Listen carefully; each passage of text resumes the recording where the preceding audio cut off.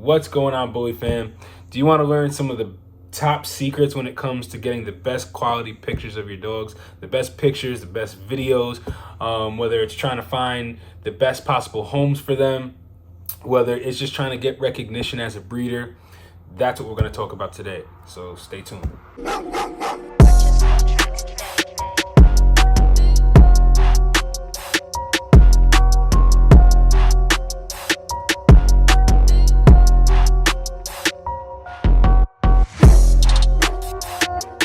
What's going on, Bully fam? It's your boy, the educator, the scientist, Mr. Double Muscle Line Bulls, bringing you another quick episode of Breeders' Hacks. So I know a lot of the topics that we've been talking about has been like, AIs, how to ship semen, meds, things like that. But I wanted to talk about something that I haven't talked about a lot lately on the channel, and I feel like is just as important as any of the other topics that we've touched on. And it's really getting great quality pictures, promotion, videos of your dogs, because you could have the best breeding in the world, and if nobody's seen pictures or knows about it, how do you expect to sell puppies? How do you expect to get stud lock-ins?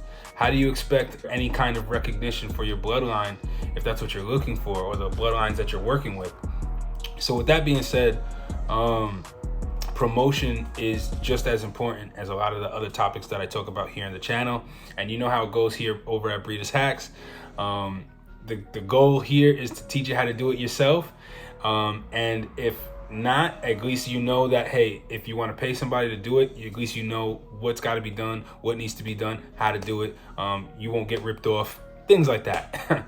So anyway, I wanted to touch on some of the things that I use when it goes to taking pictures. Like I said, I haven't done an episode like this like in a year, and a lot has changed. So I'm gonna try to cover as much as I can. If you guys want to see a part 2 to an episode more like this, then let me know, drop a comment down below. So let's get started. First thing is having a camera. Now, what I've learned when it comes to getting great quality pictures and videos for your dogs is I always look at it like a high-end brand, just like anything else. Just like Lamborghini, for example, they're always making sure that they put out great quality pictures and videos of their dogs, of their cars. You guys know what I mean. So the same thing should be with your dogs. You shouldn't be flipping out an old flip phone and trying to get some blurry pictures and videos of your dogs, because especially if people are going to be spending thousands of dollars with you potentially, they're going to want to see good quality pictures and videos. If it looks like, just some old flip phone that you took a video of, they're probably even going to question the legitimacy you have as a breeder. So that's always the philosophy we followed here. This is what we do. So I just wanted to show you guys. Camera being the first thing, right? I have a bag, actually. I'm gonna show y'all. I have a bag full of goodies whenever it comes time to doing a video or a video shoot or a picture shoot.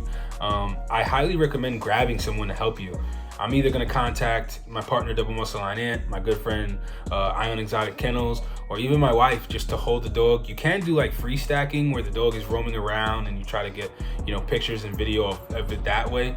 But usually when you're taking videos and pictures, I always kind of have an idea in my head of what I already want to get. So having a handler just makes it a lot more easier. So to get to my bag of goodies, the first thing is a camera, right? Everybody asks me, what camera do you have? And I have, as you can see, an EOS SL1 Canon camera. It's not a super new camera, not a super old camera. What I've learned and what taught me this lesson really was, and I mind you guys, backtrack, disclaimer, I am not a professional videographer, photographer, but I know how to take some pretty good pictures of dogs. I've been doing it for a while, and I was known for that way before I was doing Breeders' Hacks and any of that stuff. So anyway, when it comes to your camera, what I've learned is, this is the body here, right? This is the SL1 camera I was talking about. It's not so much as important as having a super high-end camera body like this, as what's really important is having good quality lenses. I have one other lens that's a more higher end lens. I don't have it here right now, but it has like I don't quite remember the millimeters on it, but it has like a cover that comes over it, and it's really, really good as well. But I just wanted to show you guys, for especially people who are just starting out, what lenses you really kind of want to get. You don't need to start with a super high-end lens like that. You can get great shots, and I still do continue to get great shots with lenses just like these.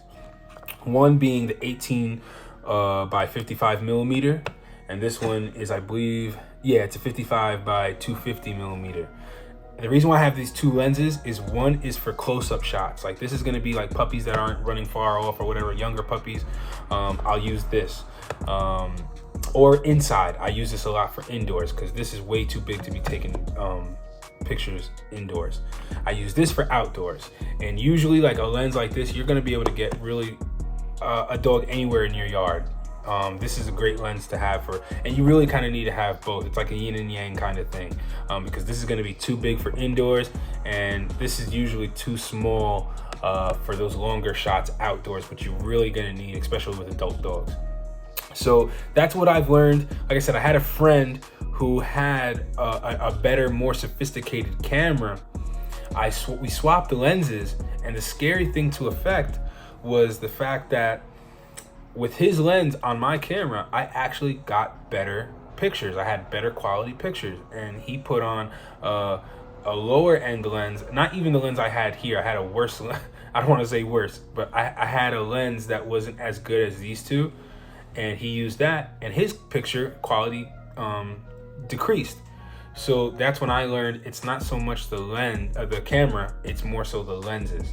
So make sure you can invest. I don't want to say get a bad camera, but you can get, I think the SL ones now are very reasonably priced. I could be wrong. I don't know if they even make them anymore. They might be like pre-owned, but that's okay. A pre-owned is all right. And just the fact that, like I said, get good lenses. That's what's going to allow you to get really great quality pictures of your dogs. And one other thing to be mindful of is always set it to sport mode.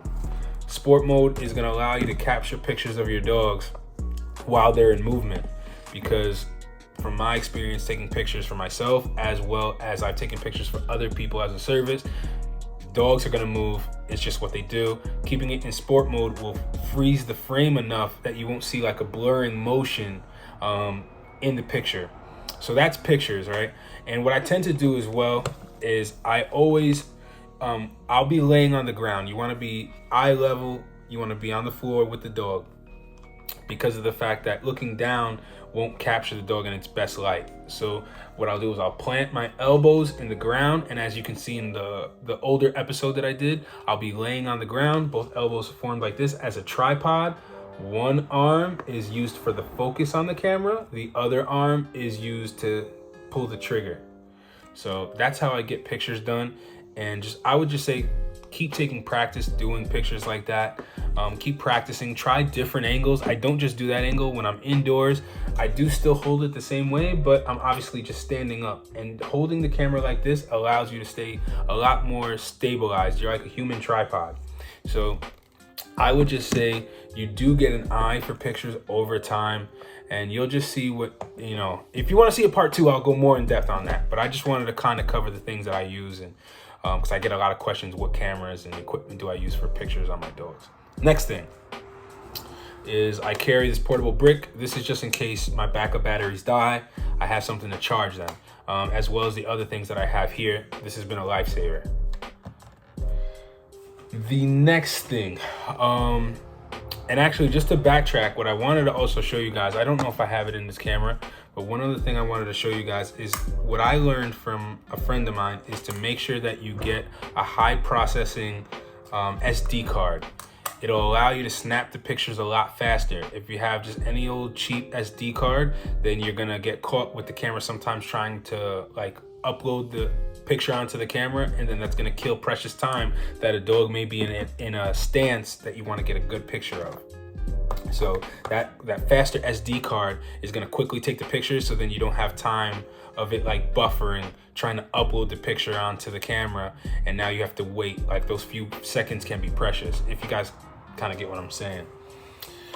All right, next thing is a gimbal. Why am I showing you guys a gimbal?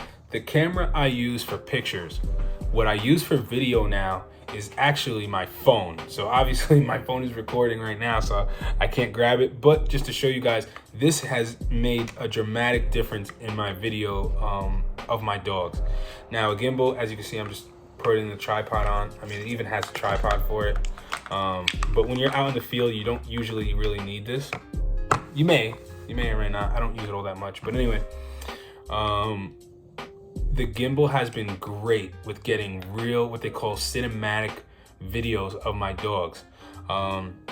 It'll stabilize the video. This little piece goes, your phone is held in between, clips on here like this, and now it allows you to stay stabilized, and actually it extends long enough so that now you can actually hold it lower to the ground, and it'll actually allow you to get video of your dog without you having to be on the ground yourself, or be able to move with the dog, for example, lower to the ground. This has been great. The awesome thing about this one, and this is made by DJI, the great thing about this gimbal, right, is it comes with an app that you can use to take pictures and video, but in that app, it actually has, I think it was like 20 to 100 different videos on how to use these gimbals, so you can shoot video just like people in the movies or on TV. So I watched some of the videos and I tried it out, and my videos, I mean, night and day difference. I mean, prime example is go look at my first videos of Breeders Hacks and then look at the videos now. I use their tips and tricks, and I mean, a humongous difference. I even use this for Breeders Hacks episodes. So this was a great investment, I think it's like 150 bucks. And like I said, it allowed me to get amazing video shots. So if you guys want to see a separate episode on that, or part 2, let me know. So anyway, there's 2 honorable mentions. Actually 3 that come to mind.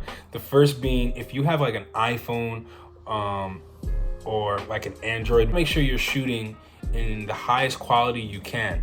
Now with these phones, for example, what a lot of people don't realize is there's the presetting on the camera is for a lower quality so that it saves you more memory so you can shoot more video. But you want to tap into that when you're taking the pictures and videos of your dogs so that then you could get the highest quality picture and video. So you want to make sure that you set it to like 4K. If you have iPhone, you can tap on the settings and switch it to 4K.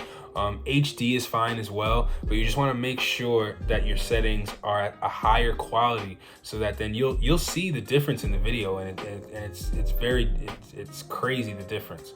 So that's just something to be mindful of. And the 2 honorable mentions I was going to refer to is there's an app called PicArt and there's an app called Inshot.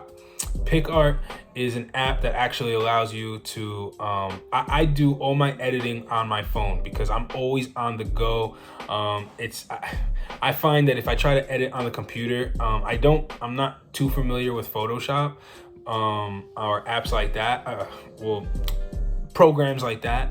But what I just find with apps like PicArt and things like that is I just need something quick that I can upload the pictures onto my phone, because either way, I gotta upload them to either Instagram, Facebook, something like that. I just need an app though that'll allow me to either put like watermarks, be able to put the dog's name in there, things like that. PicArt is a great tool that you can use to modify your pictures to put whatever you need. If you need to put, even if you want to create a breeding banner, I've seen people do it all the time where they cut out the picture of the dog, put a background, and then put the other dog that they're breeding to and all kinds of words and stuff. So PicArt is great for that, and you can get all kinds of creative with that. Inshot, on the other hand, is for video. Inshot is where I edit all my videos on my phone. Inshot is another thing that you can get as creative as you want.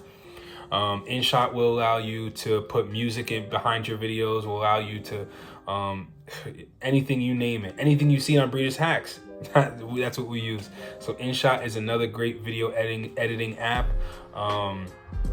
Like I said, if you want to put your kennel name in the video, anything you could think of, Inshot will allow you to more than likely do it. It's super easy to use and way easier in my opinion than trying to do it on the computer with all these super high-tech sophisticated programs. I just need something super simple. So, and then they have transitions on there and all kinds of stuff like that. So moral of the story is, guys, there is one other thing too. There's one other thing too, and I don't have it here with me, but I have my big lights. So if I'm taking pictures at night, and I'll put a picture of like what it looks like. But these lights, they're battery operated and allows me to take pictures at night if you want. But anyway, guys, I just wanted to share with you some tips and tricks and gems when it comes to taking pictures and videos of your dogs, because it really is important and will make a humongous difference. So if you guys want to see a part 2 going in depth more on something else, just let me know, drop a comment down below. But hopefully this information was helpful. Hopefully it was useful, and I'll see you guys on the next episode of Breeders Hacks.